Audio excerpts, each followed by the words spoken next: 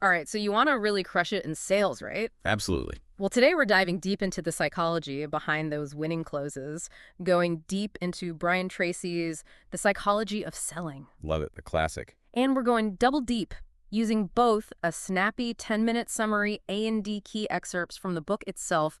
I'm so ready to hear your take on all this. Sounds like a plan. What's so interesting about this stuff is it's not about being slick. Mm-hmm. It's about the why behind the buy. Yeah, Getting inside the customer's head, ethically, of course. totally. I mean, we've all been there. You launch into this whole thing about how awesome a product is, all the features, and the customer's eyes just glaze over, right? Right. So the 10-minute summary we've got jumps right into this whole 80-20 rule thing. Basically, a tiny amount of what you do actually gets you most of your results. Like in sales, those top performers are killing it consistently. Yeah, they're working smarter, not just harder. Exactly. And Tracy calls this the winning edge, right? It's those core skills. If you really nail them, everything else changes. Think about it. If you get just a little bit better at the fundamentals, like every single day, that compounds over time. It's exponential. It's like compound interest, but for your sales game. Exactly. I love that.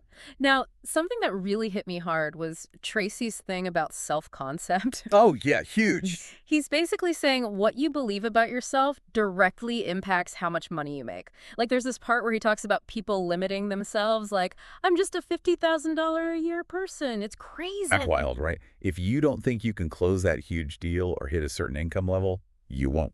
Simple as that. It's like we're putting these limits on ourselves without even realizing it. Self-fulfilling prophecy, 100%. You almost have to catch yourself, like, what am I saying to myself all day long? Yeah, before we even get to the sales pitch, we've got to work on the pitch we give ourselves. Exactly. Believing you can actually do it. And that belief is only as good as what you're aiming for. Right. True. Tracy's big on writing goals down, not just having them float around in your head. Oh, man. I used to be so bad about that, just this mental list. Yeah. But once I started writing them down, it was like different. Like they became real or something. Your brain's literally working differently. You've made a commitment now. Plus, when you've got that list, it's there. You tick things off. You see the progress. Right. It keeps you honest. Yeah, you're visualizing that success, right? Like really picturing what it looks and feels like. Exactly. So let's flip over to the customer now. What makes them tick? What makes them actually say yes? Right. Because it's not always about the features, is it? It's never just about the features, really. It's got to be deeper. Okay, how do we do that then? Well, people buy for their reasons, not our reasons. You got to remember that. They don't care about features for the sake of it. They want a solution. It's like, what problem are we solving for them, right? Right, but it's even more than that. It's emotions. It's transformation they're after. Ooh, I like that. You could be selling the sleekest time management app in the world, right, to this super busy executive. Their unit of satisfaction, as Tracy calls it, isn't going to be the design. It's going to be, I might actually get an extra hour back in my day because of this. You're selling them time, essentially. Exactly. So how do we figure out what those core motivations are for each person without being like creepy or assuming we know? This is where that real listening comes in. Not just waiting for your turn to speak. What are their pain points? What keeps them up at night? And once you get it, that's when you can show how whatever you're offering is the answer. You're speaking their language now. Exactly. Now, Tracy says this thing, and it's kind of wild when you think about it. Fear of loss is more motivating than the desire to gain something. It's almost like a primal thing. I get it with something like insurance. But how do we use this ethically in other sales situations? You're right. You can't be manipulative or anything. Got to keep it above board. Yeah. But it is about painting a picture. Like, let's say you've got this high-end productivity software and you're selling to a sales team. You wouldn't just be like, imagine how much faster you'll close deals. You'd say, think of all the deals your competitors are snatching up right now while you're stuck using that old system. You're making them feel that potential loss. Yeah, it's powerful stuff. Okay, that's super interesting. It's strategic. Exactly. And once you get those motivations, that's when you can get really creative. And anyone can be creative, by the way. See, I think people hear that word creative and they think like artistic talent, Right. Like they're not good enough. Yeah, but you're saying it's really about problem solving. Exactly. It's like you're driving in traffic. Right. Every day, you're figuring out new routes, making split-second decisions to avoid getting stuck. Okay, I see where you're going with this. That's the same muscle you use in sales. Every customer, every deal, it's different. You got to adapt. So it's about seeing those challenges as like opportunities to be creative, to find new solutions, Precisely. not roadblocks. I like that. And to really get that creativity flowing, Tracy's big on these four things: specialization, differentiation, segmentation, and concentration. It's a mouthful, I know. I know, but stick with me. It boils down to knowing your ideal customer like the back of your hand, understanding what makes you stand out, and focusing your energy on building real relationships. Okay, so it's about becoming an expert in your niche, basically, knowing those customers' needs inside and out. Exactly. By specializing, you can tailor your message, your solutions, and your approach to really resonate with that target audience. Makes sense. Okay, so it kind of touched on this earlier, but let's talk about getting in the door, like actually securing that appointment. Yeah, it's all about getting past those gatekeepers, right? Exactly. And I've heard that the first 30 seconds of a call are make or break. Why is that? And how do you make them count? Think about it. Everyone's busy, right? Oh, yeah. They're bombarded with calls, emails all day long. You got to cut through the noise. Don't even think about launching into your whole pitch right away. You got to make them want to keep listening. It's about grabbing their attention. Yes. And that means selling the appointment itself, not the product, at least not yet. Okay, break that down for me. It's about respect for their time. You're basically saying, look, I value your time enough to make this quick, get to the point, and if it's not for you, no worries. You're showing them you're not going to waste their time. So how do we do that? What are some ways to craft those killer openings that make them want to stay on the line? Be clear, concise, intriguing. Instead of the same old greeting, try something like, I understand you're really focused on, mention a challenge their company faces, and I have a couple of ideas about how you could achieve, mention a related goal that I'd love to share. So you're showing you've done your homework. You're not just cold calling. Exactly. But also, your tone matters. Yeah. You got to sound confident, enthusiastic, like you truly believe in what you're offering. You're excited to share it with them. Yes. So confidence, clarity, and knowing their pain points all in those first few seconds. That's it. That's the game. And, it's not just what you say, right? It's got to be backed up by your workspace, too. Tracy's a big believer in having a clean, organized office space. I gotta admit, that part made me laugh. It felt kind of like clean your room, but for salespeople. Right. But seriously, first impressions matter. Totally. And if you've got clutter everywhere, subconsciously, that says something. Yeah, like you're disorganized in your work, too. Exactly. But a clean space, it says, hey, I'm on top of it.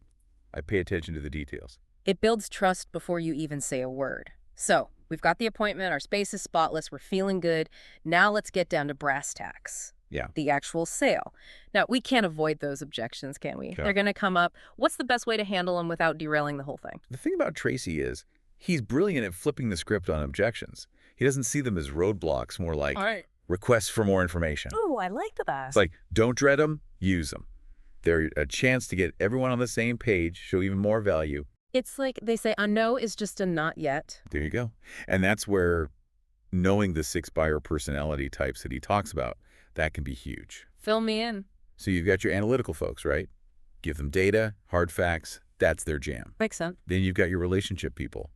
They need to connect, hear stories, testimonials. So it's like you got to read the room, read the person, and adapt your style on the fly. Exactly. Are they asking a million questions, digging into the nitty-gritty? Analytical, probably. Okay. But if they're sharing stories, trying to find common ground, that's your relationship buyer. This is so helpful. So once you know who you're dealing with, you can tailor the whole thing, right? 100%. And don't forget about figuring out your own dominant style too, by the way. Oh, that's a good point. Like, am I data-driven or do I lead with intuition? Exactly. Knowing yourself makes it way easier to connect with all those different personalities you'll encounter. So much of this is about self-awareness then, isn't it? Okay, let's talk objections. How do we shut those down effectively when they come up? Tracy calls it the law of 6. Basically, there's only like 6 fundamental reasons people hesitate to buy something. Okay. So he's all about figuring those out ahead of time and having rock-solid answers ready to go, like a cheat sheet. I love a good cheat sheet. Who doesn't? But even with that, it's easy to freeze up in the moment. Oh, yeah. So rule number 1, active listening. I mean, really listening, not just waiting to jump in. Right. Ask questions, make sure you're both on the same page, and never, ever argue with the customer. Ooh, that's a good one. Like, it just creates conflict? Exactly. You're on the same team, remember. You're working together to find the solution. Sometimes the best way to handle an objection is just to ask more about it, right? Like, help me understand where you're coming from with that. 100%. Shows empathy, builds that rapport. And even if you don't totally agree, you could say something like, I see what you're saying, and here's how we can take care of that. You're acknowledging their concern, but you've got a solution ready. Exactly. And whenever you can, back it up with proof. Testimonials, case studies, data, whatever makes sense. Facts tell, but stories sell. Bingo. Okay, now, for the part everyone gets nervous about, closing the deal.